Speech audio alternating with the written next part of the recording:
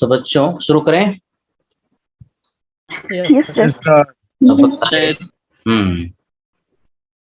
तो जो टॉपिक है हम लोग जो पढ़ रहे हैं फिजिकल केमिस्ट्री में 12th वाला वो है लिक्विड सॉल्यूशन, और एक क्लास इसका अभी तक हुआ है ना?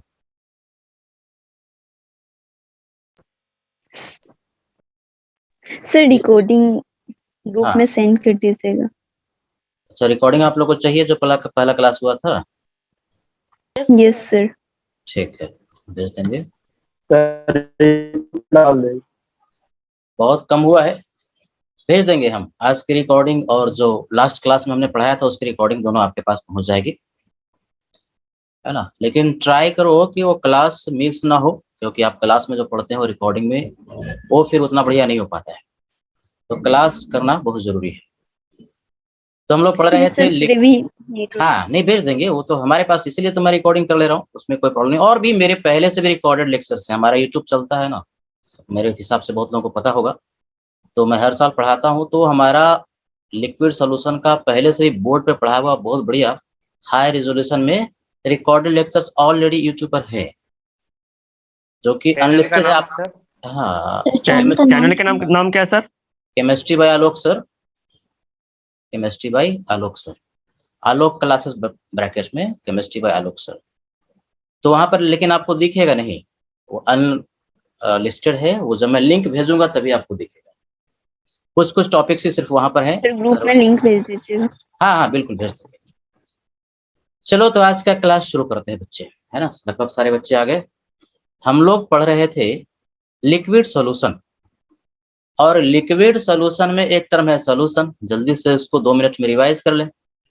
सॉल्यूशन क्या होता है? सॉल्यूशन होता है होमोजेनियस मिक्सचर, जिसमें कि 2 कंपोनेंट होता है। एक को कहते हैं सॉल्यूट, लास्ट क्लास में जो पढ़ाए जल्दी से उसको हम लोग 2 मिनट में रिवाइज करते हैं। एक होता है सॉल्यूट और दूसरा होता है सॉल्वेंट। दोनों को मिला करके सॉल्यूशन बनता है,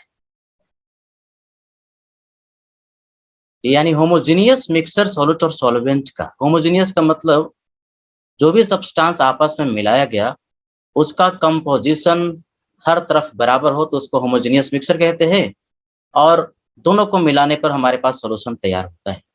हम लोगों ने ये सीखा कि जो सॉल्यूशन बना उसमें सॉल्यूट कौन है।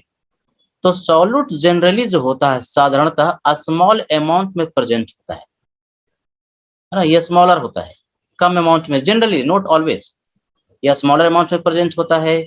और सॉल्वेंट जो होता है नॉर्मली जनरली लार्जर अमाउंट में प्रेजेंट होता है। जैसे शुगर को आपने वाटर में डाला, होमोजेनियस हो जाता है, शरबत बन जाती है। तो जनरली ये जो शुगर है उसका अमाउंट कम होता है, और सॉल्वेंट जो वाटर है उसका अमाउंट ज्यादा होता है, तो हमारे पास सॉल्यूशन बन जाता है। लेकिन ये हमेशा एप्लीकेबल नहीं है। ये तब है जबकि सॉल्यूट और सॉल्वेंट जो 2 कंपोनेंट है दोनों का फिजिकल स्टेट सेम होता है। तो जो कम अमाउंट है उसको सॉल्यूट कहते हैं, और जिसका अमाउंट ज्यादा है उसको हम लोग सॉल्वेंट कहते हैं। लास्ट क्लास में सिखाया था। लेकिन अगर फिजिकल स्टेट डिफरेंट है दोनों कंपोनेंट का, तो फिजिकल स्टेट यदि डिफरेंट होता है तो उस केस में हम किस तरह से सॉल्यूट और सॉल्वेंट का पहचान करें। तो मैंने बताया था, जल्दी से उसको रिवाइज करें। जैसे मान लो कि शुगर है, तुम्हें पता है कि शुगर जो होता है वो सॉलिड होता है, और H2O को हमने मिला दिया, लिक्विड होता है। दोनों का फिजिकल स्टेट डिफरेंट है, सॉल्यूशन बना। यदि सॉल्यूशन का फाइनल फिजिकल स्टेट लिक्विड है तो सॉल्यूशन का जो फिजिकल स्टेट है किस कंपोनेंट के फिजिकल स्टेट से मैच करता है? H2O लिक्विड के फिजिकल कंपोनेंट से मैच करता है। तो जिस कंपोनेंट के फिजिकल स्टेट से सॉल्यूशन का फिजिकल स्टेट मैच कर जाता है वो सॉल्वेंट होता है। तो H2O सॉल्वेंट हो गया, और शुगर जो दूसरा वाला है वो सॉल्यूट हो गया। इस तरह से हम लोग सॉल्यूट और सॉल्वेंट को पहचानते हैं। ये तो बेसिक डिफिनेशन हो गया। अब सॉल्यूट का अमाउंट पूरे सॉल्यूशन में कितना मौजूद है, सॉल्यूट का अमाउंट सॉल्यूशन में कितना प्रेजेंट है, उसको एक्सप्रेस करने के लिए बहुत सारे एक्सप्रेशंस हैं। बहुत सारे वेज है, there are various ways to express amount of solute in a solution. तो उन वेज को हम लोग कॉन्सेंट्रेशन टर्म कहते हैं, कॉन्सेंट्रेशन टर्म। यही हम लोग लास्ट क्लास में सीख रहे थे, कॉन्सेंट्रेशन टर्म। ये कॉन्सेंट्रेशन टर्म्स क्या होता है? कॉन्सेंट्रेशन टर्म्स बताता है कि सॉल्यूट का जो अमाउंट है सॉल्यूशन में कितना मौजूद है। तो इन कॉन्सेंट्रेशन टर्म में हम लोगों ने लास्ट क्लास में 2 कॉन्सेंट्रेशन टर्म पढ़ा। एक था मोलारिटी, सबको याद है मोलारिटी? एक था मोलारिटी जिसको हम कैपिटल एम से रिप्रेजेंट करते हैं, है ना? और दूसरा था मोलालिटी। ये 2 कॉन्सेंट्रेशन टर्म हम लोग लास्ट क्लास में सीखे थे। जल्दी से उसको रिवाइज करिए। मोलालिटी को स्मॉल एम से रिप्रेजेंट करते हैं और मोलारिटी को कैपिटल एम से रिप्रेजेंट करते हैं बच्चे। यानी कि ये जो आप नोटेशन इस्तेमाल करते हो ना, उसमें गड़बड़ी नहीं होनी चाहिए। कैपिटल एम लिखा मतलब मोलारिटी, स्मॉल एम लिखा मतलब मोलालिटी। अब ये मोलारिटी क्या होता है? मोलारिटी होता है 1 लीटर सॉल्यूशन में जितना नंबर ऑफ मोल सॉल्यूट का प्रेजेंट है, number of mole of solute in 1 litre of solution. 1 litre solution में मान लो सॉल्यूट 2 मोल है तो मोलारिटी 2 हुआ। 1 लीटर सॉल्यूशन में नंबर ऑफ मोल सॉल्यूट का 4 है तो मोलारिटी 4 हुआ। तो इसके लिए एक फार्मूला सिखाया मोलारिटी के लिए। क्या फार्मूला? ऊपर में नंबर ऑफ मोल किसका? सॉल्यूट का, नंबर ऑफ मोल सॉल्यूट का, और नीचे में वॉल्यूम किसका? वॉल्यूम सॉल्यूशन का वॉल्यूम किसमें? लीटर में। तो ये फार्मूला एकदम बढ़िया से याद कर लेना है, हर जगह इस्तेमाल होता है। मोलालिटी क्या होता है? 1 किलो सॉल्वेंट में जितना मोल सॉल्यूट का मौजूद है। 1 किलो सॉल्वेंट में, 1 किलो सॉल्यूशन नहीं बल्कि 1 किलो सॉल्वेंट में जितना नंबर ऑफ मोल सॉल्यूट का मौजूद है, स्मॉल एम से रिप्रेजेंट करते हैं मोलालिटी। क्या भाई? क्या फार्मूला सिखाया था? तो ऊपर में नंबर ऑफ मोल किसका? सॉल्यूट का, नंबर ऑफ मोल सॉल्यूट का, एंड डिवाइड बाय मास। किसका मास?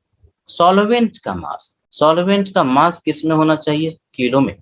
यानी अगर क्वेश्चन में मोलालिटी पूछता है और यदि आपको पता है कि नंबर ऑफ मोल सॉल्यूट का कितना है, उसको ऊपर में रखो और सॉल्वेंट का मास से उसको डिवाइड कर दो। सॉल्वेंट का मास यदि डायरेक्टली नहीं दिया तो दिए हुए इंफॉर्मेशन से सॉल्वेंट का मास निकाल लो और इसको किलो में कन्वर्ट कर लो। इस फार्मूले का यूज करोगे तो मोलालिटी मिल जाएगा। कभी कभी क्वेश्चन में आपको सॉल्यूशन का मास पता है, सॉल्यूट का मास पता है, तो सॉल्यूशन के मास में से सॉल्यूट का मास यदि आप घटा देंगे ना तो सॉल्वेंट का मास मिल जाता है। कुछ न्यूमेरिकल से हम लोगों ने समझा और आज फिर हम लोग बहुत सारे न्यूमेरिकल्स लेंगे और इन कॉन्सेंट्रेशन टर्म को कैलकुलेट करेंगे। तो थोड़ा आगे बढ़ते हैं, अगला कॉन्सेंट्रेशन टर्म हम लोग पढ़ते हैं, यानी आज की क्लास शुरू करते हैं। देखो बच्चों, अगला जो कॉन्सेंट्रेशन टर्म है वो है परसेंटेज वेट बाय वेट। ध्यान से सब देखोगे।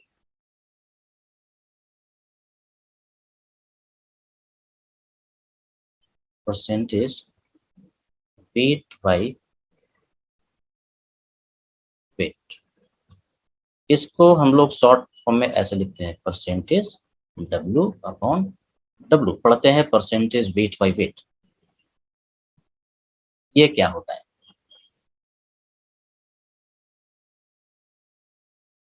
It is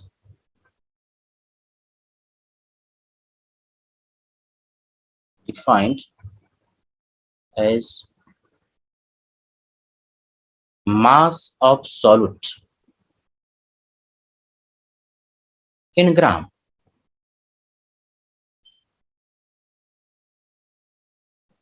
in 100 gram of solution. पहले मीनिंग को बढ़िया से समझ लेना है। कह ये रहा है कि 100 ग्राम सॉल्यूशन में जितना मास सॉल्यूट का मौजूद रहता है उसी को परसेंटेज वेट बाय वेट कहते हैं। नाम में उसका छुपा हुआ है। परसेंटेज का मतलब क्या? 100 में से कितना, और वेट का मतलब क्या? मास परसेंटेज, वेट परसेंटेज, यानी 100 ग्राम सॉल्यूशन आपके पास है तो उसमें से जितना ग्राम सॉल्यूट का रहेगा उसी को हम लोग परसेंटेज वेट बाय वेट के नाम से पुकारते हैं। इसको मास परसेंटेज भी कहते हैं। मास परसेंटेज कहो, परसेंटेज वेट बाय वेट कहो, दोनों में कोई फर्क नहीं है। जैसे समझते हैं, फॉर एग्जांपल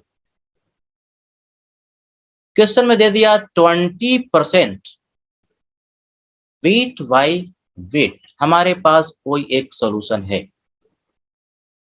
तो सबसे पहले इसका हम लोग अर्थ समझेंगे, मीनिंग समझेंगे कि इसका अर्थ होता क्या है। रटना नहीं है, उसको मीनिंग बढ़िया से समझना है। हिंदी में ही समझ लेंगे, हम लोग का जो लैंग्वेज, नेचुरल लैंग्वेज क्या है, हिंदी है। तो इसका अर्थ ये होता है 100 ग्राम सॉल्यूशन में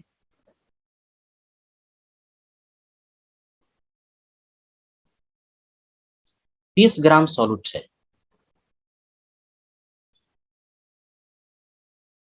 है ना।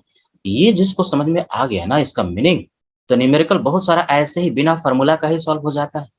यानी बेसिकली 100 ग्राम यदि आपने सॉल्यूशन को लिया है ना, तो 100 ग्राम सॉल्यूशन यदि आप लेते हैं तो बाय डेफिनिशन कोई पूछता है कि मास बताओ सॉल्यूट का कितना होगा, तो सॉल्यूट का मास 20 ग्राम होगा बच्चे, है कि नहीं। By definition mass of solute will be equal to 20 gram. तो यदि 100 ग्राम सॉल्यूशन है, सॉल्यूट का मास 20 ग्राम है, तो ऑब्वियस सी बात है कि सॉल्यूशन में पाया क्या जाता है, सॉल्यूट पाया जाता है और सॉल्वेंट पाया जाता है। तो सॉल्वेंट का मास कितना होगा, बोलो सब अनम्यूट करके जरा। 80 ग्राम। 80 ग्राम। 80 ग्राम। ना? 80 ग्राम। बहुत बढ़िया। यानी पढ़ने जिसको आ गया कि मीनिंग क्या है, 20% वेट बाय वेट कह दिया, तो 100 ग्राम सॉल्यूशन में 20 ग्राम सॉल्यूट है, तो ऑब्वियस सी बात है कि 100 ग्राम में से 20 ग्राम को माइनस कर देंगे तो हमारे पास सॉल्वेंट का मास आ जाएगा। यानी सॉल्वेंट का मास 80 ग्राम के बराबर हो गया। पढ़ लिया, 80 ग्राम के बराबर हो गया। तो 20% वेट बाय वेट का मतलब ये होता है 100 ग्राम सॉल्यूशन में 20 ग्राम सॉल्यूट है। इसी तरह से एक और एग्जांपल लेते हैं। फॉर एग्जांपल जैसे कह दिया 30% वेट बाय वेट, या इसी को मास परसेंटेज भी कह सकता है, बाय मास कह देगा। तो परसेंटेज वेट बाय वेट कहे या परसेंटेज बाय मास कहे, परसेंटेज बाय वेट कहे, सब बात सेम है। लिख दिया 30% वेट बाय वेट, AQ मतलब एक्वस सॉल्यूशन हमारे पास उपलब्ध है, सॉल्यूशन ऑफ ग्लूकोज, ऐसे लिख दिया। तो जिसको इसका अर्थ बढ़िया से हिंदी में पढ़ने आता है ना, न्यूमेरिकल तो ऐसे ही ऐकिक नियम से, यूनिटरी लॉ से भी सॉल्व हो जाता है। इसका अर्थ होगा कि यदि हमने 100 ग्राम सॉल्यूशन लिया, 100 ग्राम सॉल्यूशन लिया, तो उसमें सॉल्यूट जो है ग्लूकोज है, बताया था कि जिसका सॉल्यूशन होता है वही सॉल्यूट होता है, और एक्वस सॉल्यूशन कह दिया तो सॉल्वेंट वाटर है। तो 100 ग्राम सॉल्यूशन में सॉल्यूट है कौन, ग्लूकोज है। कितना ग्राम, 30 ग्राम। यही 30 ग्राम ग्लूकोज है जो कि सॉल्यूट है। तो बताओ 100 ग्राम सॉल्यूशन में 30 ग्राम ग्लूकोज है, तो कोई पूछे सॉल्वेंट जो कि वाटर है, तो वाटर का मास कितना होगा, बताओ सब। 20 ग्राम। 70 ग्राम। 70 ग्राम। Very good. यानी आपने इसका बेसिक समझ लिया कि अगर कहीं पर भी परसेंटेज वेट बाय वेट दिया हुआ है तो उसका दिमाग में हिंदी में अर्थ आपका यदि बैठ जाता है तो एक एक नियम, जैसे 100 ग्राम सोल्यूशन है तो 30 ग्राम ग्लूकोज है, अरे भाई तो 200 ग्राम सोल्यूशन होगा तो 30 दूना 60 ग्राम ग्लूकोज होगा। अगर कोई कह दिया कि बताओ 200 ग्राम सोल्यूशन में कितना ग्राम ग्लूकोज होगा, 30% वेट बाय वेट है, तो पढ़ लिया कि 100 ग्राम में होता है 30 ग्राम, तो 200 ग्राम में होगा 30 दूना 60 ग्राम।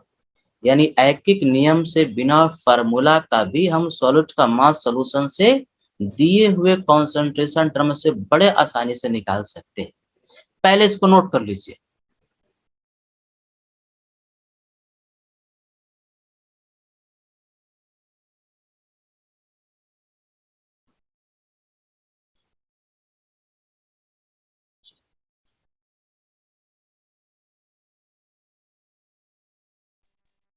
हो गया सर। हो गया सर। Yes, sir. ठीक है बेटा। तो आज की क्लास मतलब यहीं से पिछला जो 2 हमने स्लाइड लिखा था उसको नोट करने की जरूरत नहीं है। वो तो आपको हमने पहले क्लास में पढ़ाया हुआ था और मैं वो आपको उसका जो लिंक है भेज दूँगा। उसको अपलोड कर देंगे यूट्यूब पर, उसका लिंक भेज देंगे तो ज़्यादा बेहतर होगा। कोई भी देखना चाहे वहाँ से देख सकता है।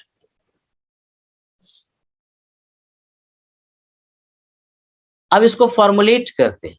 फार्मूला रटने वाली चीज़ थोड़ी ना होती है, खुद ही बना सकते हैं। जैसे कोई क्वेश्चन दे दिया और उसमें हमको निकालना है परसेंटेज वेट बाय वेट। तो परसेंटेज वेट बाय वेट के लिए फार्मूला हो जाएगा ऊपर में मास। किसके रिस्पेक्ट में परसेंटेज वेट बाय वेट देखते हैं? सॉल्यूट के रिस्पेक्ट में। तो मास सॉल्यूट का ऊपर में और हम उसको डिवाइड कर देंगे सॉल्यूशन के मास से, मास ऑफ सॉल्यूशन।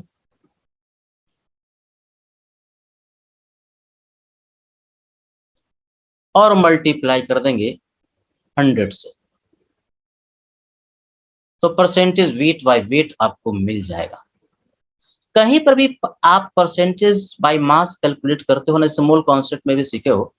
कोई एक सैंपल है, मान लो कैल्शियम कार्बोनेट का सैंपल है और मास परसेंटेज निकालने के लिए पूछता है, तो क्या करते थे? कैल्शियम कार्बोनेट का जो प्योर अमाउंट है ऊपर में रखते थे, पूरे सैंपल का मास नीचे में रखते थे और 100 से मल्टीप्लाई करते थे तो परसेंटेज वेट बाय वेट मिल जाता था। तो यहाँ पर भी ऐसे ही करेंगे, सॉल्यूट का मास ऊपर में, नीचे में सॉल्यूशन का मास और मल्टीप्लाई कर देंगे 100 से, तो परसेंटेज वेट बाय वेट आपको मिल जाता है। अब ये बात उठती है कि सर ये सॉल्यूट का मास और सॉल्यूशन का मास का यूनिट हम क्या रखें? कुछ भी रखोगे, अगर ऊपर ग्राम में रखा तो नीचे भी ग्राम में, ऊपर किलो में रखा तो नीचे भी किलो में। बेसिकली वो यूनिट जो है यूनिफॉर्म होना चाहिए। सेम यूनिट रहेगा तो यूनिट क्या हो जाएगा? कैंसिल आउट हो जाएगा। तो चाहे ग्राम में रखो दोनों को, चाहे किलो में दोनों को रखो, तो भी फाइनल आंसर आपके पास सेम ही आने वाला है। तो ये परसेंटेज वेट बाय वेट हुआ। नोट कर लो पहले। कुछ और कॉन्सेंट्रेशन टर्म हम लोग पहले पढ़ लेंगे और सबका न्यूमेरिकल एक साथ करेंगे। हो गया सर। ठीक है, हो गया सर। Very good. तो हम लोगों ने अभी तक 3 कॉन्सेंट्रेशन टर्म पढ़ा। एक पढ़ा मोलारिटी। मोलारिटी में देखते हैं कि 1 लीटर सॉल्यूशन में कितना मोल सॉल्यूट का है। दूसरा मोलालिटी, 1 किलो सॉल्वेंट में कितना मोल सॉल्यूट का है। तीसरा percentage weight by weight, 100 gram solution में जितना ग्राम सॉल्यूट का रहेगा उसको हम लोग परसेंटेज वेट बाय वेट कहते हैं। उसी तरह से एक और कॉन्सेंट्रेशन टर्म है परसेंटेज वेट बाय वॉल्यूम।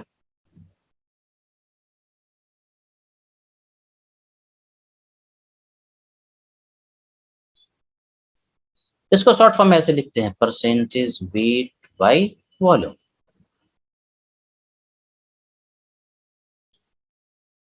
अब इसको कैसे डिफाइन करते हैं? इट इज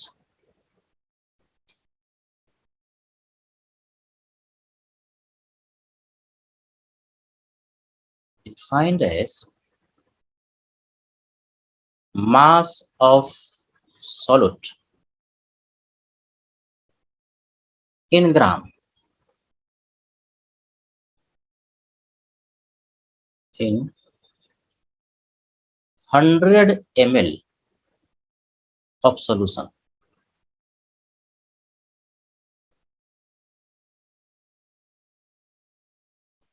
पहले समझते हैं क्या कहता है। परसेंटेज वेट बाय वेट में 100 ग्राम सोल्यूशन के हिसाब से देख रहे थे। ये परसेंटेज वेट बाय वॉल्यूम है। देखो नाम में ही अर्थ छुपा हुआ है। परसेंटेज वेट, परसेंटेज का मतलब क्या? किस में, कितना में? 100 में। वेट, किसका वेट? सॉल्यूट का। पहला वाला सॉल्यूट का होता है, दूसरा वाला पूरा सॉल्यूशन का। तो सॉल्यूशन के लिए क्या वी लिखा? वी का मतलब क्या? वॉल्यूम।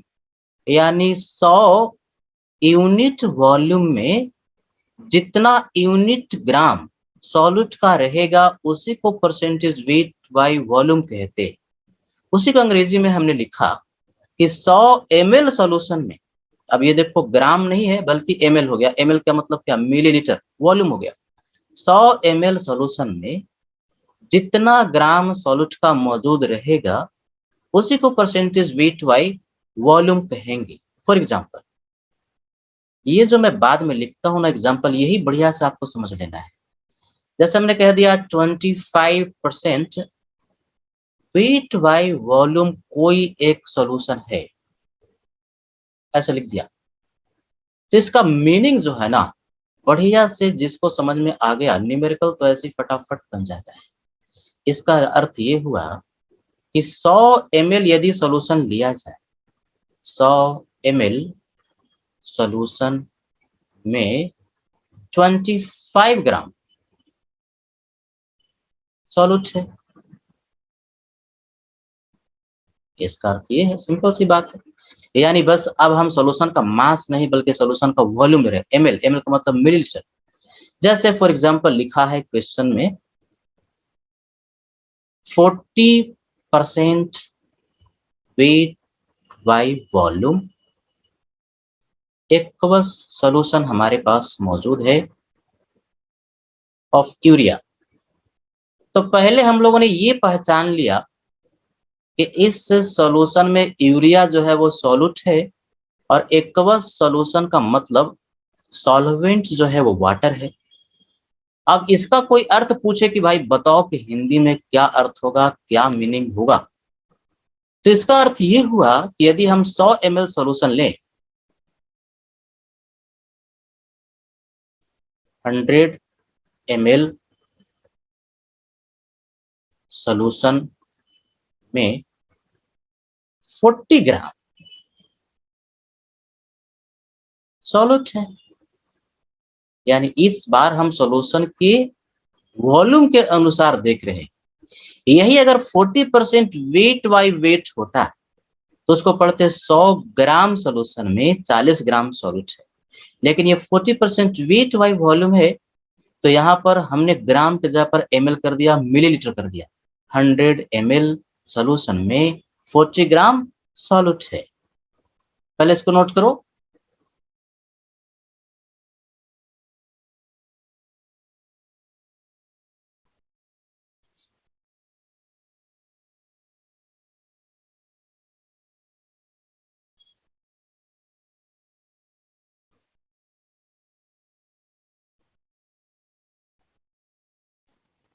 हो गया सर।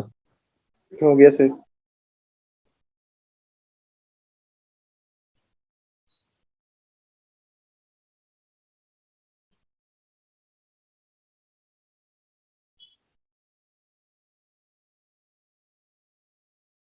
देख लिए सारे बच्चे? हो गया सर। हो गया सर। आगे बढ़े। अच्छा, यानी बेसिकली आप लोग को परसेंटेज वेट बाय वेट और परसेंटेज वेट बाय वॉल्यूम दो चीज तो समझ में आया। तो इसका अगर कोई फार्मूला पूछे, कोई क्वेश्चन अगर दे दिया और पूछा कि भाई कैलकुलेट करके बताओ कि परसेंटेज वेट बाय वॉल्यूम कितना होगा, तो इसके लिए भी फार्मूला रटने की जरूरत नहीं है, समझ करके ही लिख सकते हैं। परसेंटेज क्या? वेट किसमें? सॉल्यूशन में और उसका वॉल्यूम, पहला वाला सॉल्यूट का, दूसरा वाला सॉल्यूशन का। यानी ऊपर में मास जाएगा सॉल्यूट का, नीचे में जाएगा वॉल्यूम सॉल्यूशन का। ऊपर में मास सॉल्यूट का, नीचे में वॉल्यूम किसका? सॉल्यूशन का। तो ऐसे भी परसेंटेज वेट बाय वॉल्यूम बस पढ़ के ही हम फार्मूला भी लिख सकते हैं। ऊपर में मास, नीचे में वॉल्यूम। लेकिन मास किसका? किसके रिस्पेक्ट में आप कॉन्सेंट्रेशन टर्म को एक्सप्रेस करते हो? सॉल्यूट के रिस्पेक्ट में। तो मास किसका? सॉल्यूट का। किस में? ग्राम में। यूनिट गड़बड़ नहीं होना चाहिए, इन ग्राम, क्योंकि बाय डिफिनेशन 100 ml सॉल्यूशन में जितना ग्राम सॉल्यूट है। नीचे में क्या? वॉल्यूम है। किसका वॉल्यूम? सॉल्यूशन का। किस में बच्चे? इन ml, मिलीलीटर। यानी ऊपर सॉल्यूट का मास ग्राम में और नीचे वॉल्यूम सॉल्यूशन का ml में। इस फार्मूला में बहुत बच्चा ना गड़बड़ करता है यूनिट को रखने में, तो यूनिट को ध्यान से देख लेना है। सॉल्यूट का मास ग्राम में, सॉल्यूशन का वॉल्यूम ml में, और 100 से मल्टीप्लाई कर देंगे तो ये परसेंटेज वेट बाय वॉल्यूम हमारे पास आ जाएगा। नोट करो।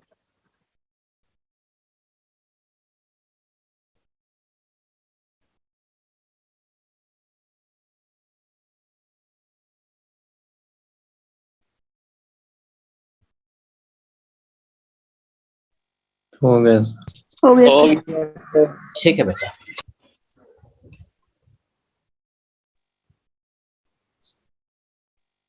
तो देखो हम लोगों ने मोलारिटी पढ़ लिया, मोलालिटी पढ़ लिया, परसेंटेज वेट बाय वेट पढ़ लिया, percentage weight by volume, 4 concentration term हम लोगों ने पढ़ लिया और दिमाग में एकदम चलते रहना चाहिए। जैसे मोलारिटी कह दिया तुरंत दिमाग में आया, 1 लीटर सॉल्यूशन में जितना मोल सॉल्यूट का है मोलारिटी हुआ, 1 किलो सॉल्वेंट में जितना मोल सॉल्यूट का है मोलालिटी हुआ, 100 ग्राम सॉल्यूशन में जितना ग्राम सॉल्यूट का है परसेंटेज वेट बाय वेट हुआ, 100 ml सॉल्यूशन में जितना ग्राम सॉल्यूट का है परसेंटेज वेट बाय वॉल्यूम हुआ। और फार्मूला बेसिक सबको याद होना चाहिए। अगला जो कॉन्सेंट्रेशन टर्म है वो है परसेंटेज वॉल्यूम बाय वॉल्यूम।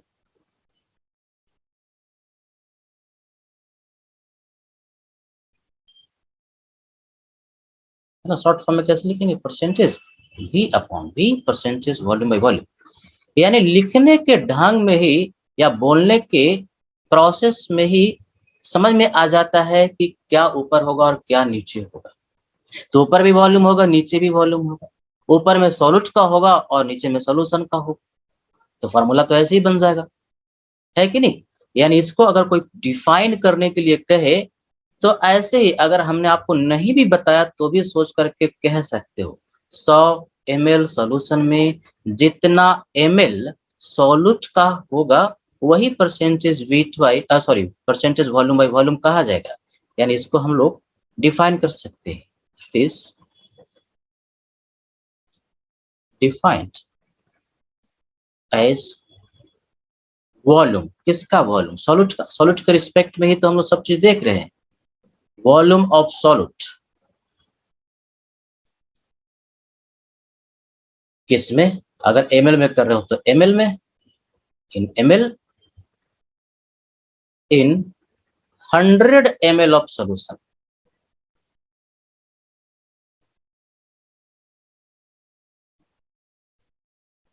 यानी 100 ml सॉल्यूशन में जितना ml सॉल्यूट का वॉल्यूम रहेगा उसी को परसेंटेज वॉल्यूम बाय वॉल्यूम कहेंगे। फॉर एग्जांपल, जैसे कोई कह दिया कि 15% वॉल्यूम बाय वॉल्यूम कोई एक सॉल्यूशन है, तो इसका अर्थ, इसका मीनिंग क्या होता है। तो इसका अर्थ ये हुआ, हिंदी में अर्थ समझना बहुत जरूरी है। 100 ml किस में, 100 ml क्या, 100 ml सॉल्यूशन में, 100 ml सॉल्यूशन में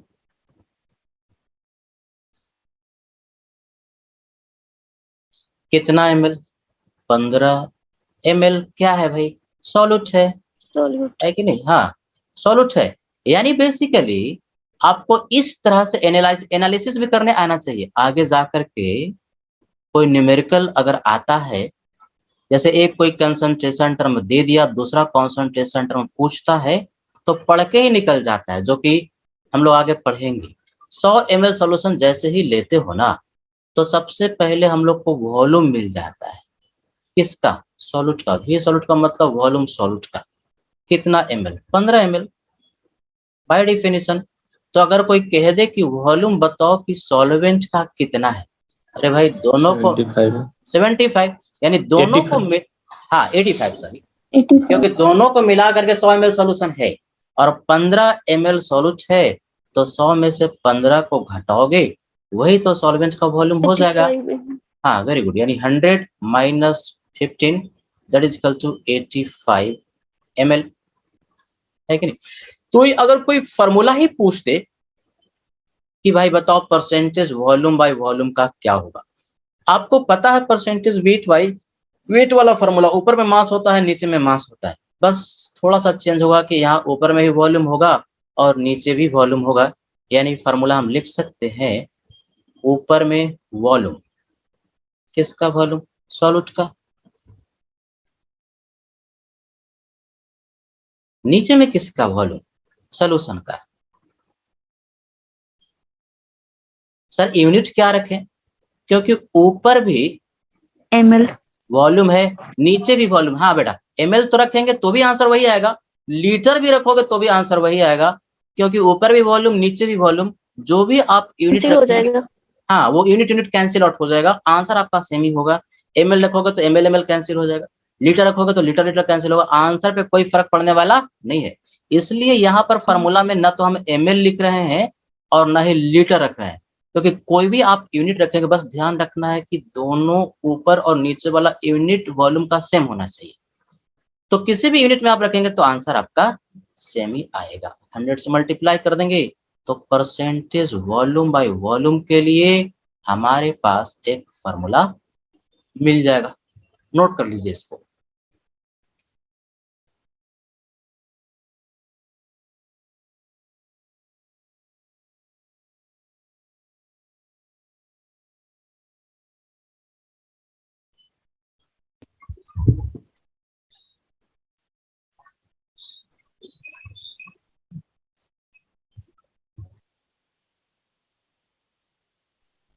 हो गया sir.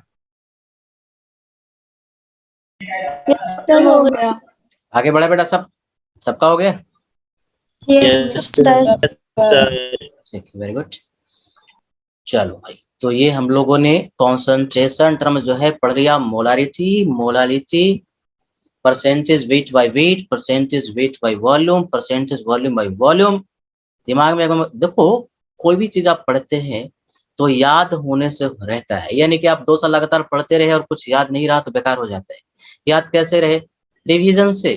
Revision is the only की आप चीजों को बार बार रिवाइज करते हैं ना तो दिमाग में बना हुआ रहता है।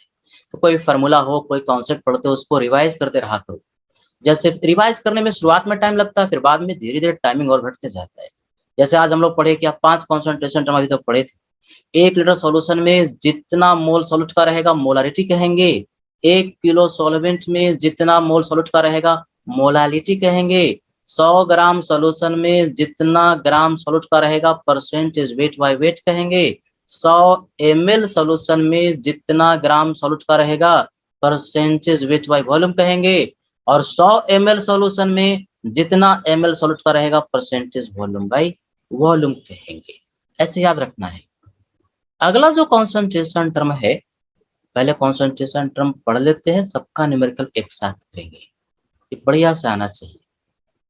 Mole fraction. मोल फ्रैक्शन तो बड़ा आसान है। फ्रैक्शन का मतलब होता है एक में से कितना। तो इसमें बेसिकली 2 तरह का मोल फ्रैक्शन होगा, इसको हम एक्स से रिप्रेजेंट करते हैं। एक्स का मतलब मोल फ्रैक्शन के लिए, जैसे लिख दिया एक्स और लिख दिया सॉल्यूट, तो ये बेसिकली हुआ मोल फ्रैक्शन सॉल्यूट का। जैसे नथिंग बट MF मतलब मोल फ्रैक्शन किसका? सॉल्यूट का, mole fraction of solute.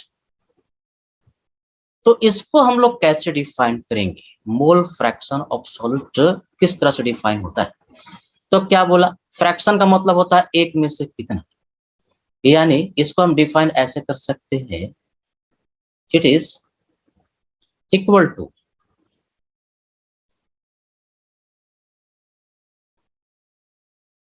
Number of mole of solute in 1 mole of solution.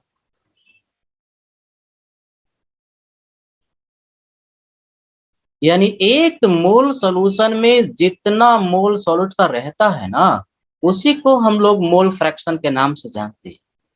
तो सीधी सी बात है कि सॉल्यूशन में 1 मोल है, यानी सॉल्यूट और सॉल्वेंट दोनों को मिला करके 1 मोल है, तो ऑब्वियस सी बात है कि सॉल्यूट का मोल 1 मोल से कम होगा, सॉल्वेंट का मोल भी 1 मोल से कम होगा, और दोनों को जोड़ करके 1 मोल के बराबर होगा।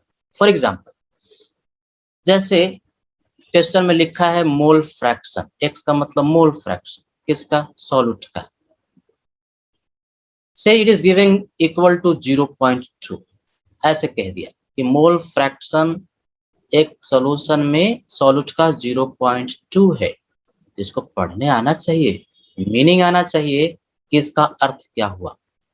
इसका अर्थ ये हुआ कि यदि आप 1 मोल सॉल्यूशन लेते हैं फ्रैक्शन डिफाइंड ही होता है एक में, तो एक यहाँ क्या सॉल्यूशन, यानी एक मोल सॉल्यूशन में 0.2 मोल सॉल्यूट है। वेरी इंटरेस्टिंग, 0.2 मोल सॉल्यूट है, यही डिफिनेशन हो गया। और क्या, जैसे लिखा रहता मोल फ्रैक्शन ऑफ सॉल्यूट 0.4 है, जिसका मतलब हुआ एक मोल सॉल्यूशन में 0.4 मोल सॉल्यूट है।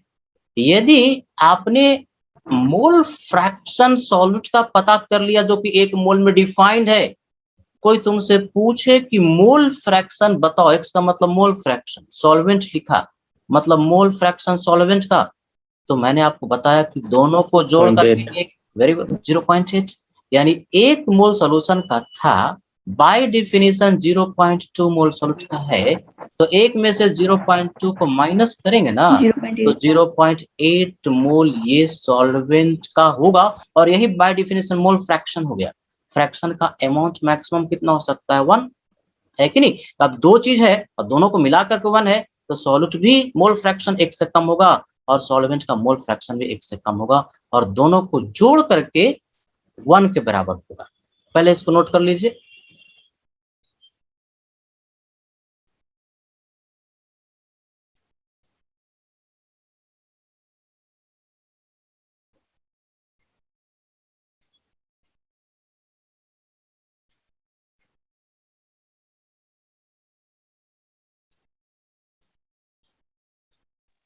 हो गया सर। हो गया सर। कुछ बच्चे पूछ रहे थे कि सर कब ये खुलेगा ऑफलाइन, तो हमें भी नहीं पता। देखो सरकार सब चीज डिसाइड करती है ना, केस एकदम खत्म हो गया, कोरोना का निग्लिजिबली स्मॉल हो गया, गवर्नमेंट चलाओ करेगी तो ऑफलाइन तो हम लोग पढ़ाने के लिए उत्सुक ही हैं, है ना। ऑफलाइन का अलग ही ये होता है, क्रेज है। तो ऑफलाइन जब सरकार कहेगी हम 1 जुलाई से शुरू ही होगा, ये हम लोग को पता नहीं है। हाँ, ये एक्सपेक्ट कर रहे हैं कि जैसा गवर्नमेंट ने कुछ खबर आया था टाइम्स ऑफ इंडिया वगैरह में कि जुलाई से वो खुल सकता है, तो हम लोग मान रहे हैं कि खुल सकता है, खुल ही जाएगा। ये 100% श्योर नहीं कह सकते, वो तो गवर्नमेंट पर डिपेंड करता है। फिर नंबर ऑफ केसेस कितना आ रहे हैं, अगर बढ़ गया तो फिर गवर्नमेंट का जो ओपिनियन है वो चेंज कर जाएगा। तो डिपेंड करता है, नंबर ऑफ केसेस ड्रास्टिकली और डिक्रीज हो जाए, जैसे 10, 15, 20 ऐसे आना शुरू हो गया तो मेरे हिसाब से खोल देना चाहिए इनको। तो हम लोग 100% श्योर हम लोग नहीं कह सकते खुलेगा ही, बस ये प्रोबेबिलिटी है कि खुल सकता है जैसा गवर्नमेंट कह रही है। चलो भाई देखो, हम लोगों ने पढ़ लिया मोल फ्रैक्शन। तो मोल फ्रैक्शन के लिए अब फार्मूला भी फॉर्मुलेट कर सकते, जैसे हमको कैलकुलेट करना है मोल फ्रैक्शन किसका, सॉल्यूट का।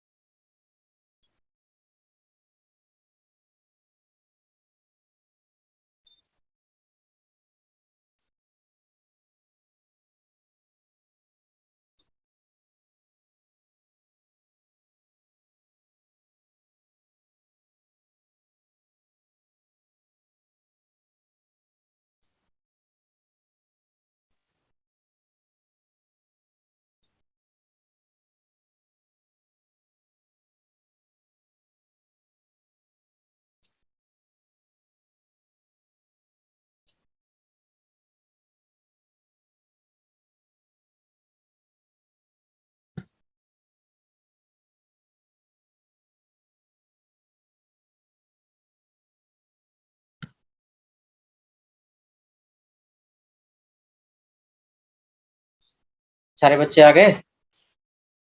Yes. Yes, sir. अभी कुछ आ ही रहा है, अभी आने दो 10-15 सेकेंड। ये 40 मिनट्स तो कैसे निकल जाता है पता ही नहीं चलता। 40 मिनट पता पूरा समाप्त हो गया और पता भी नहीं चला, लगा जैसे कि 10 मिनट ही निकला है। Yes sir. है ना? तो यही चीजें होती है, जब आप किसी चीज में इंटरेस्ट लेते हो ना तो टाइम का पता नहीं चलता है। बढ़िया से पढ़ाई करोगे, इंटरेस्ट लेकर के, तो टाइम का पता नहीं चलेगा। तो उसी तरह से अगर कोई टीचर पढ़ाता है मन से तो उसको भी टाइम का पता नहीं चलता, आधा घंटा 1 घंटा कैसे निकल जाता है। तो मेरे हिसाब से ऑलमोस्ट बच्चे आ गए, शुरू किया जाए।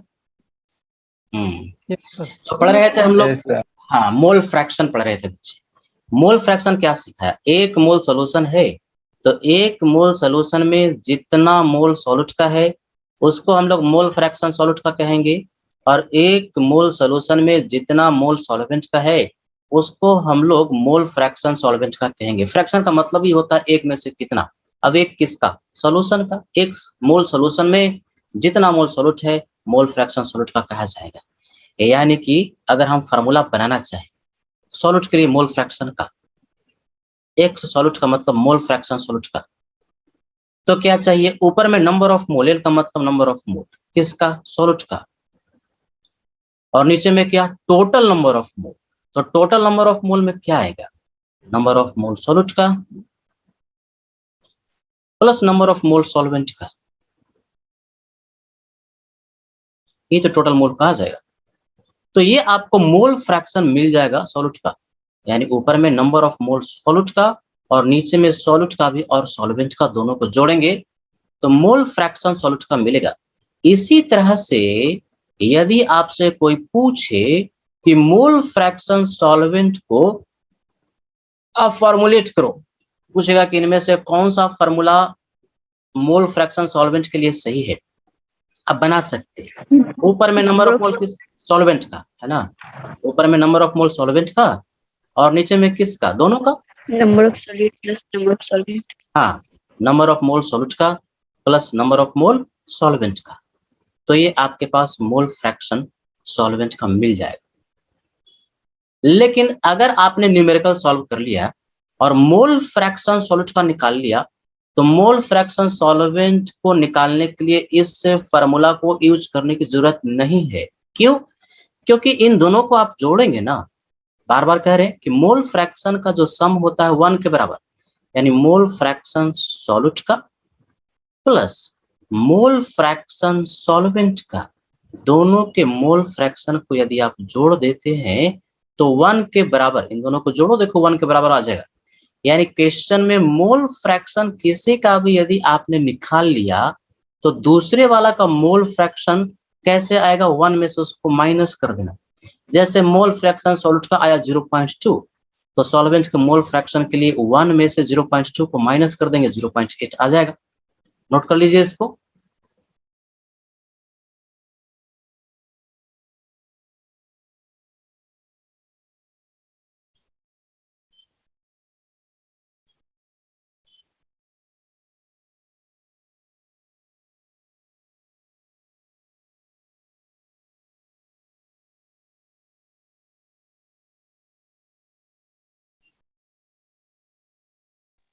हो गया sir.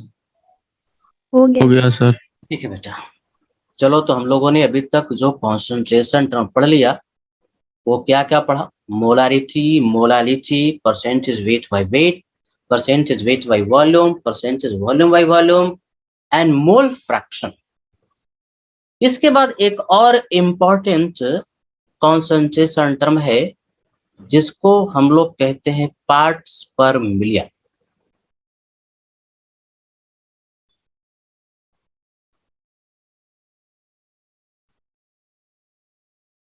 शॉर्ट फॉर्म में लिखते हैं पीपीएम, पार्ट्स पर मिलियन। ये क्या होता है? मिलियन का मतलब होता है 10 लाख, 10 टू द पावर 6। जब भी मिलियन की बात करते हैं ना तो इसका अर्थ होता है 10 टू द पावर 6, यानी 10 लाख। तो पीपीएम जो एक्सप्रेस किया जाता है नॉर्मली मास के रिस्पेक्ट में ही किया जाता है, तो इसको हम लोग डिफाइन ऐसे करते हैं, इट इज डिफाइंड एज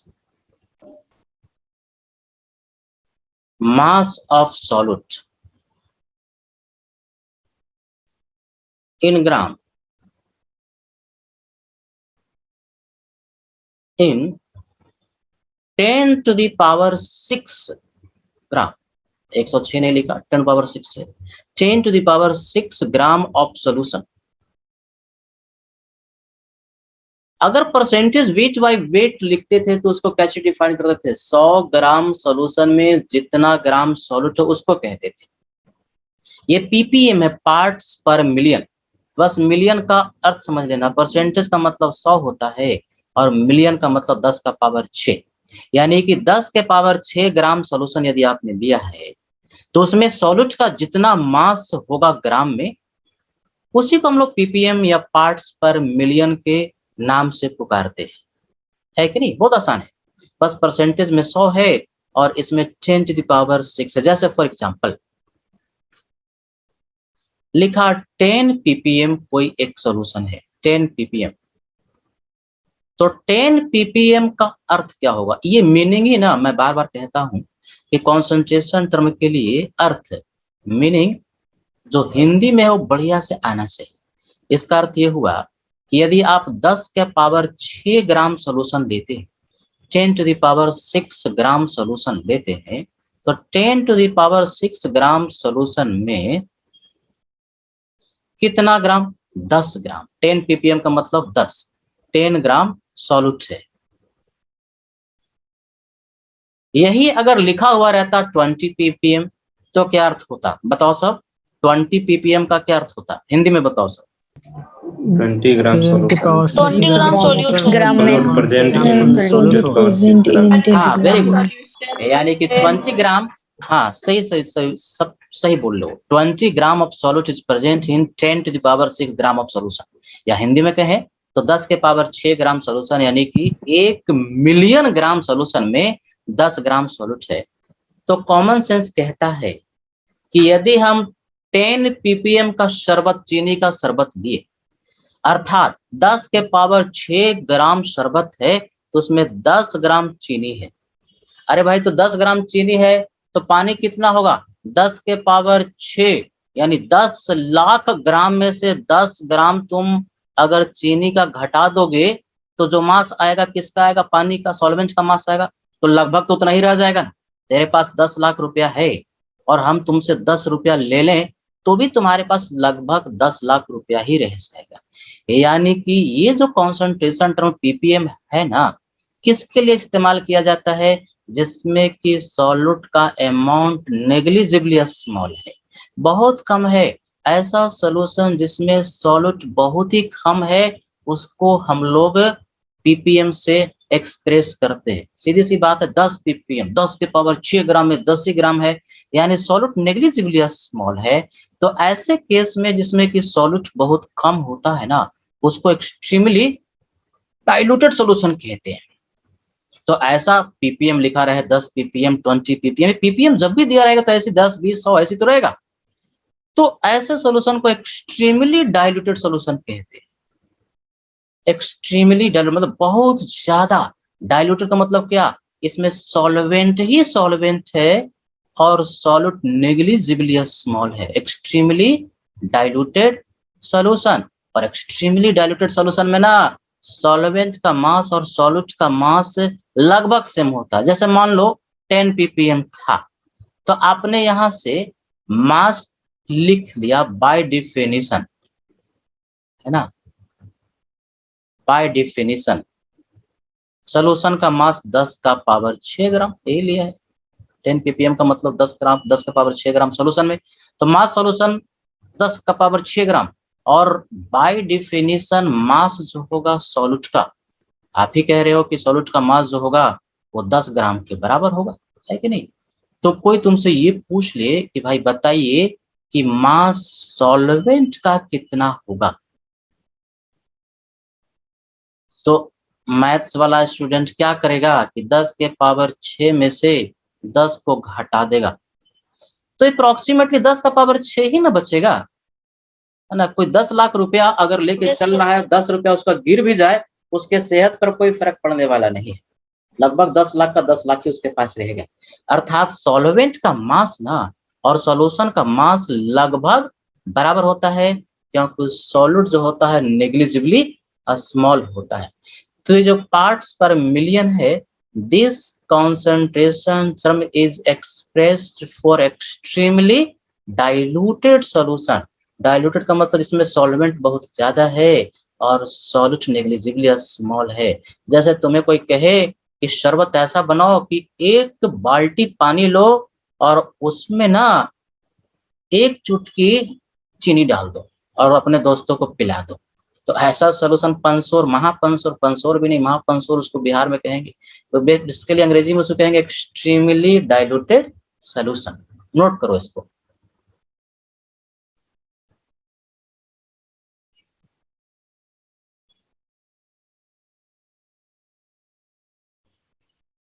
हो गया सर।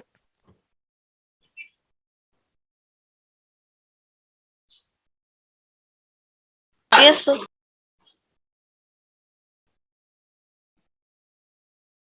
हो गया सर। आगे बढ़े। Yes, sir. ठीक है। तो जिस तरह से पीपीएम था, एकदम सिमिलर वे में 2 और कॉन्सेंट्रेशन टर्म हम लिख रहे हैं, पीपीबी। पार्ट्स पर बी का मतलब बिलियन।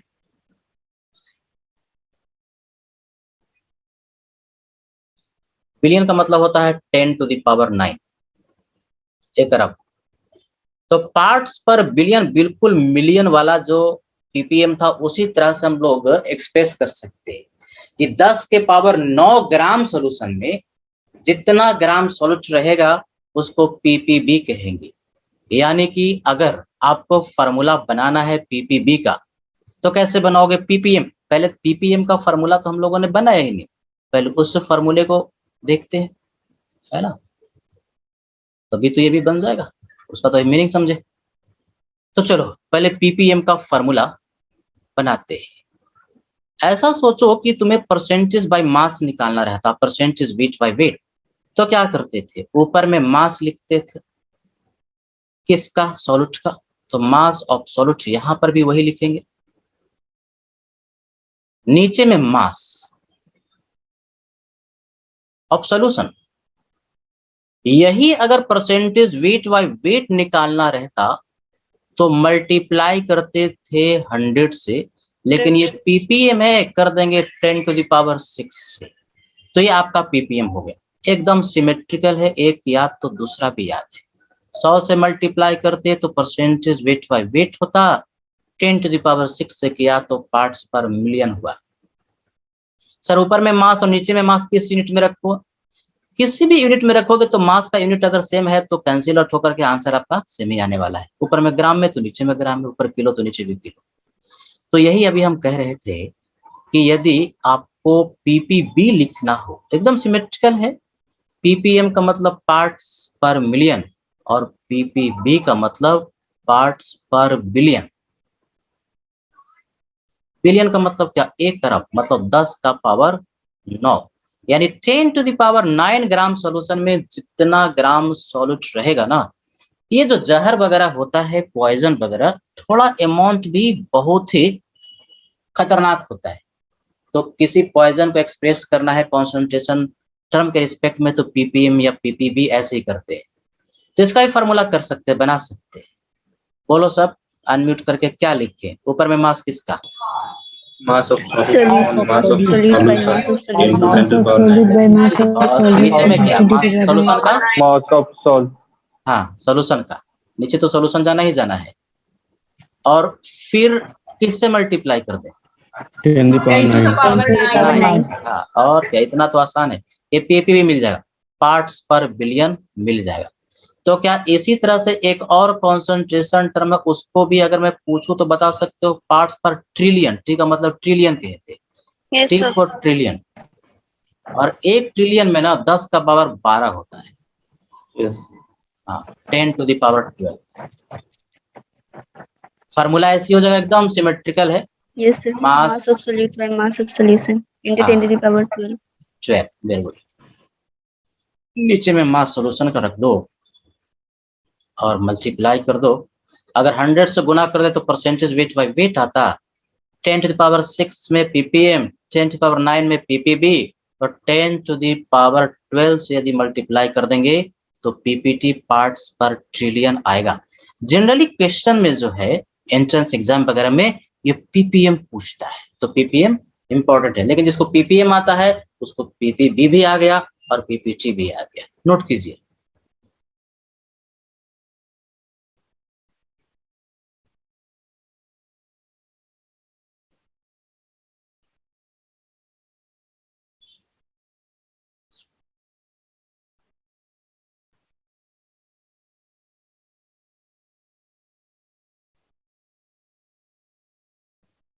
Done, sir. तो जो भी कॉन्सेंट्रेशन टर्म अभी हम लोगों ने पढ़ा ये बेसिक डिफिनेशन फार्मूला के साथ था। ये आपको बढ़िया से याद कर लेना है, क्योंकि लिक्विड सॉल्यूशन में कॉन्सेंट्रेशन टर्म निकालने के लिए तो आएगा, कॉन्सेंट्रेशन टर्म का इंटरचेंज वो भी बढ़िया से आपको हम आगे सिखाएंगे। वो तभी आप कर पाएंगे एक कॉन्सेंट्रेशन टर्म से दूसरा कॉन्सेंट्रेशन टर्म जबकि बेसिक बहुत बढ़िया से क्लियर हो, उसका हिंदी में मतलब आपको आता हो। तो जितने भी कॉन्सेंट्रेशन टर्म हम लोगों ने पढ़ा उसको कुछ न्यूमेरिकल से समझते हैं। देखो सब ध्यान से। Question number 1,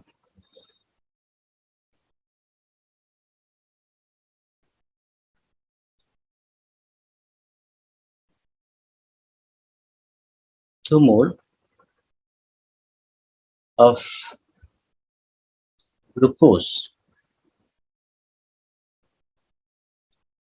is present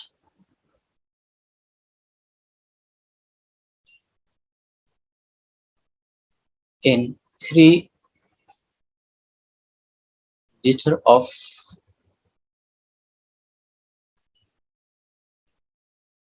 aqueous solution.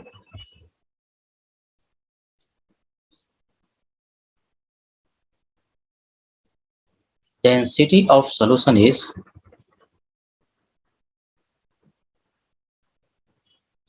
1.2 gram per ml.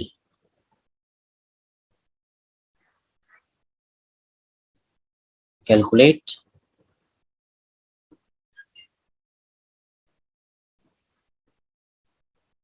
molarity. Molarity जो अभी हम लोगों ने सीखा, percentage weight by weight, percentage weight by volume and x solute मतलब मोल फ्रैक्शन सॉल्यूट का।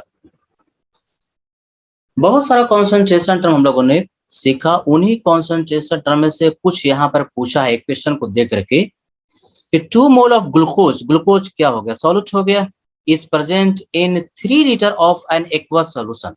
सॉल्यूशन का वॉल्यूम दिया है 3 लीटर, तो 3 लीटर सॉल्यूशन में 2 मोल ग्लूकोज यानी सॉल्यूट मौजूद है, जिसका की डेंसिटी, सॉल्यूशन का डेंसिटी दे दिया 1.2 ग्राम पर एमएल। क्वेश्चन पूछता है कि मोलारिटी क्या होगा, मोलारिटी क्या होगा, percentage weight by weight, percentage weight by volume and mole fraction solute का। इतना कॉन्सेंट्रेशन टर्म पूछता है।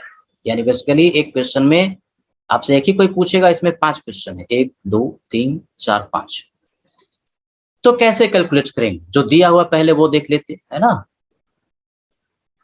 क्या दिया हुआ है, नंबर ऑफ मोल दिया हुआ है सॉल्यूट का। कितना मोल दिया बच्चे, 2 मोल के बराबर। और क्या दिया हुआ है, वॉल्यूम दिया है सॉल्यूशन का, कितना लीटर, 3 लीटर के बराबर। एमएल में अगर कहीं पर जरूरत पड़ती है तो एमएल में भी कन्वर्ट कर लेते हैं, 3000 एमएल के बराबर हुआ। डेंसिटी दिया हुआ।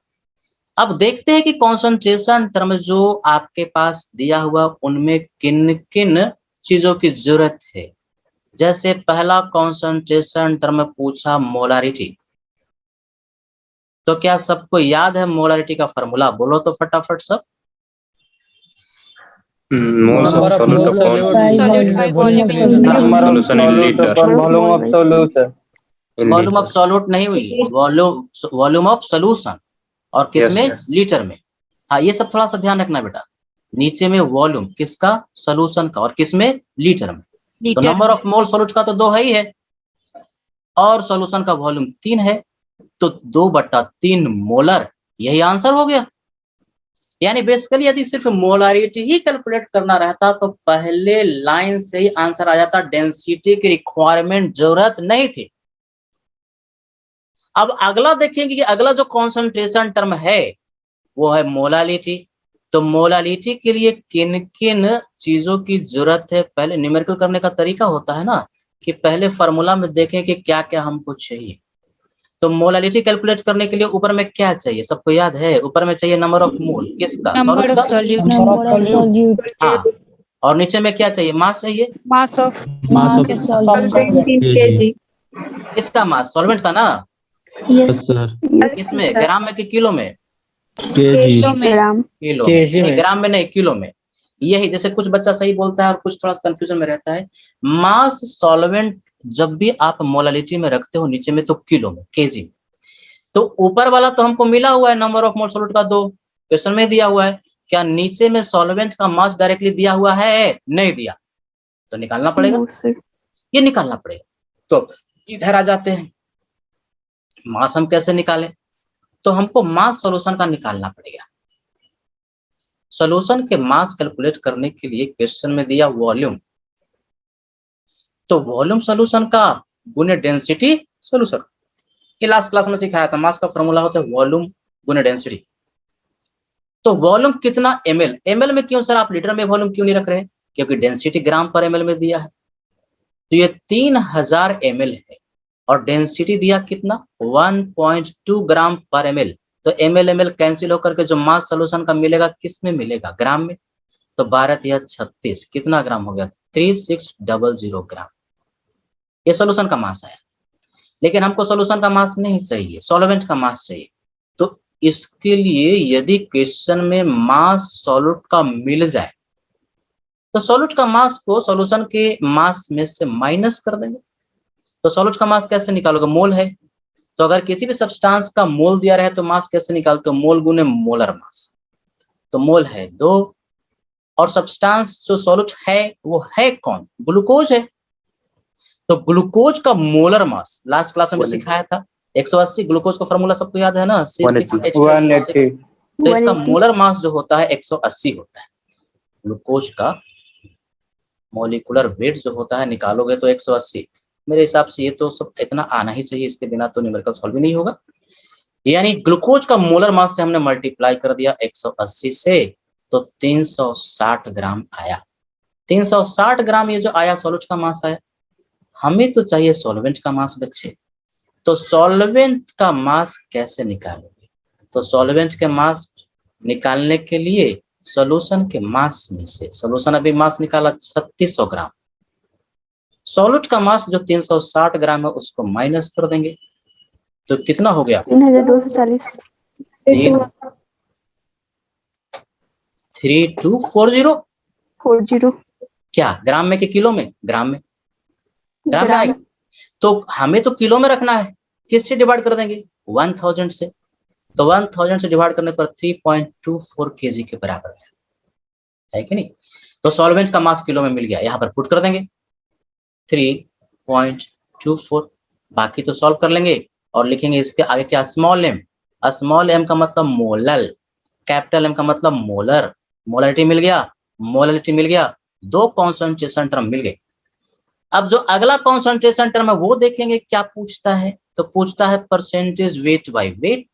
तो परसेंटेज वेट बाय वेट के लिए क्या फॉर्मूला सबको याद है? ऊपर में क्या पुट करें? हमको खाली उतना बताओ। सॉल्यूट का मास पुट करें कि सॉल्यूशन का मास पुट करें? सॉल्यूट का मास। सॉल्यूट का मास। तो क्या सॉल्यूट का मास है बेटा? कहीं निकाले हो? 360। Yes Yes, sir. हाँ, तो 360 का ऊपर में पुट किया। नीचे में किसका मास? पूरे सॉल्यूशन का मास। पूरे सॉल्यूशन का मास। ऊपर ग्राम तो नीचे भी ग्राम। Solution. हाँ, किससे मल्टीप्लाई कर दे? 100 से। तो क्या ये सॉल्व हो गया? 100. कितना आ रहा है? 10% वेट बाय वेट आ जाएगा ना? 10. तो ये 10% वेट बाई वेट आपके पास आ जाएगा। तो परसेंटेज वेट बाई वेट भी हो गया। अब चलो परसेंटेज वेट बाई वॉल्यूम की बात करते हैं। क्या फार्मूला सबको याद है? ऊपर में क्या पुट करते हैं, बोलो Yes, सब। sir. Number. Mass of Mass of solute. gram. Mass of mass of solute ना, मोल वगैरह नहीं पुट करते। देखो फार्मूले में ये W का मतलब मास, ऊपर में सॉल्यूट का मास। तो सॉल्यूट का मास कितना ग्राम? 360 ग्राम। अच्छा नीचे में बताओ क्या पुट करें? Volume of Volume of solution. solution in ml. तो वॉल्यूम ऑफ सॉल्यूशन यहाँ हम कुछ गड़बड़ रख रहे हैं, उसको हमको बताना किसमें। हम यहाँ 3 लीटर था, 3 लीटर यहाँ पुट कर दिए। सही लिखे गलत लिखे? गलत। गलत sir. Thousand क्या ml. गलत? एमएल में होगा। वॉल्यूम किस में होगा? एमएल में। लीटर में नहीं बल्कि एमएल में। अब यहाँ पर 100 से मल्टीप्लाई कर दिया तो कितना होगा? 12%। 12% वेट बाई वॉल्यूम। देखो सब आंसर आते जा रहा है। अब यह मोल फ्रैक्शन सॉल्यूट का। क्या मोल फ्रैक्शन सॉल्यूट के लिए फार्मूला आपको याद है? फार्मूला बताइए तो ऊपर में क्या होता है? नंबर ऑफ मोल किसका? सॉल्यूट का।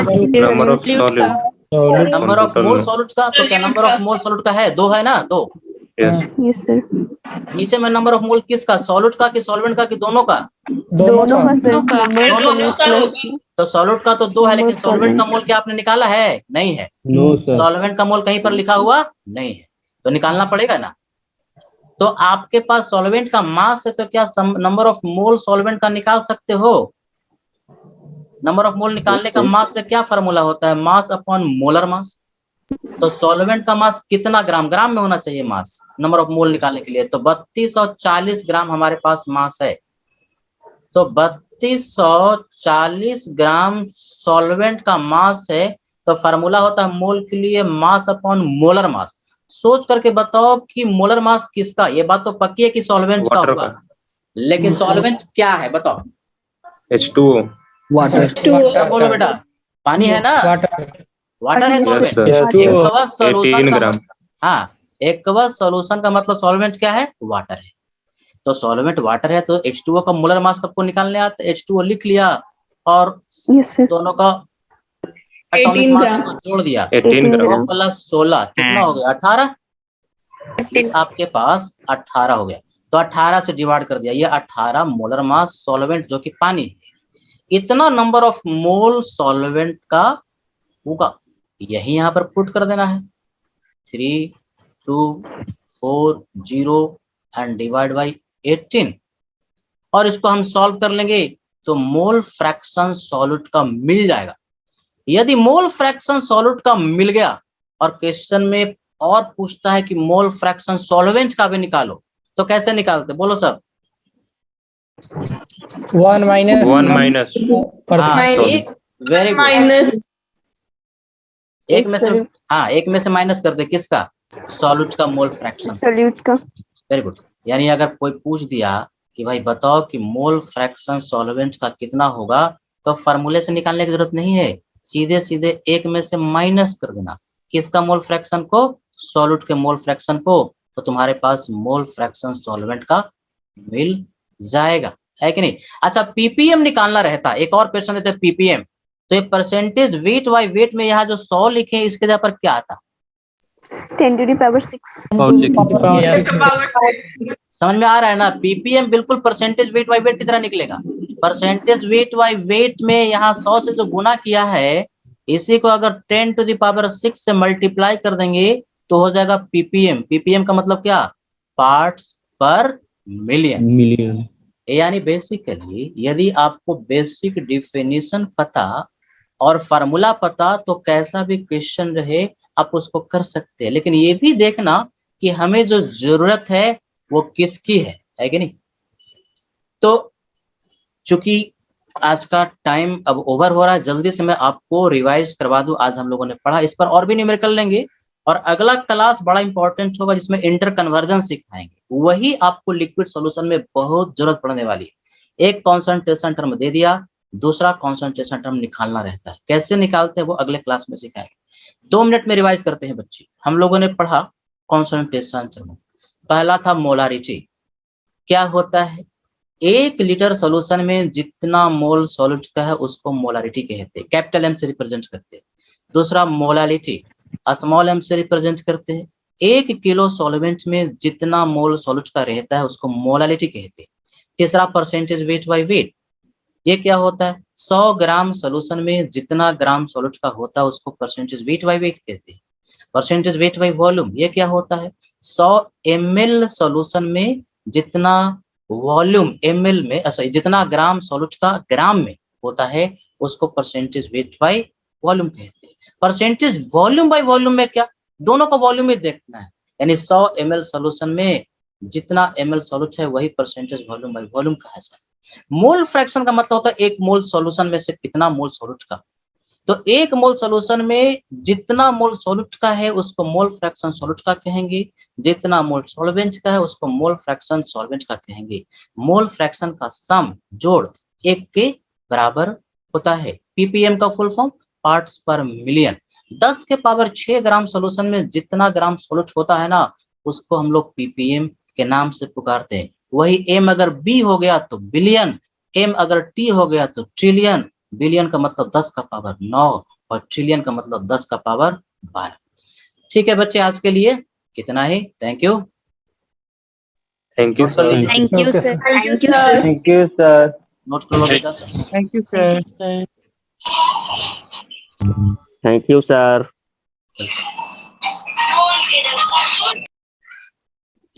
सर बोलो। रिकॉर्डेड वीडियो कौन सा चैनल पे डाल रहे हैं? वो हम उसका लिंक डाल देंगे बेटा ग्रुप पर, वो हमारा ही चैनल पर डालेंगे। केमिस्ट्री बाय आलोक सर, ऐसे ही गूगल पे सर्च मारोगे ना केमिस्ट्री बाय आलोक सर तो हमारा बहुत सारा वीडियो नजर आ जाएगा वहाँ पर, तो वहां से भी जा सकते हो यूट्यूब पर, या यूट्यूब पर भी सर्च कर सकते हो, वहीं पर डाल देंगे। आज डालिएगा सर। हाँ लिंक हम डाल देंगे। Sir, अभी भेज दीजिए। हाँ भेज देंगे, इसको अपलोड करने में थोड़ा टाइम लगेगा ना, तो जैसे ही अपलोड होता है मैं लिंक ग्रुप में ही भेज दूंगा।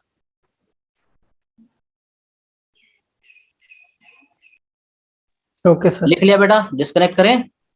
Yes, sir. ठीक है।